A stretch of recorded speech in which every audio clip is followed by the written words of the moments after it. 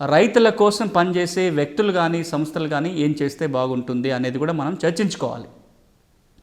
ఒకటి, భారతదేశంలో నేను గత ఎపిసోడ్స్లో మాట్లాడినట్టుగా చట్టాలను వినియోగించుకోవటం, మరీ ముఖ్యంగా పేదలు, రైతులు, బలహీన వర్గాలకు చెందిన వాళ్ళు చట్టాన్ని వినియోగించుకొని చట్టం ద్వారా లబ్ధి పొందడం చాలా తక్కువ మన దేశంలో.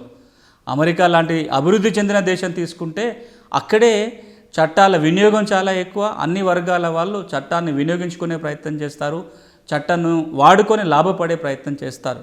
దురదృష్టవశాత్తు రకరకాల కారణాల వల్ల చట్టాల మీద అవగాహన తక్కువ మన దేశంలో, చట్టాలను వినియోగించుకోవడం తక్కువ.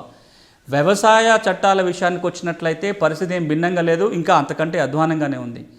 కానీ ఇది మారాలి అంటే రెండు ప్రయత్నాలు మనం చేయాలి. ఒక ప్రయత్నానికి మనం అమెరికా దేశంలో జరిగిన ఒక ప్రయత్నాన్ని మనం దృష్టిలో పెట్టుకొని ఆ పని మనం చేయాలి. అదేంటంటే, అమెరికా దేశంలో ప్రపంచంలో ఎక్కడా లేనట్టుగా ఒక లా యూనివర్సిటీలో వ్యవసాయ చట్టాల సెంటర్ని ఏర్పాటు చేయడం జరిగింది.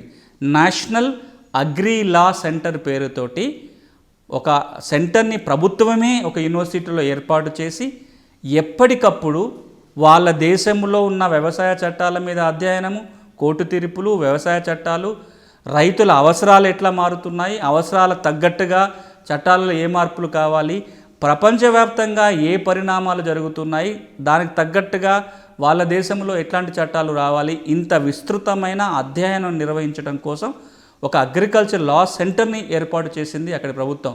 అంతేకాదు ప్రపంచం మొత్తంలో వ్యవసాయ చట్టాల మీద ఒక మాస్టర్స్ డిగ్రీ ఆఫర్ చేసే ఏకైక యూనివర్సిటీ అమెరికాలో ఉంది.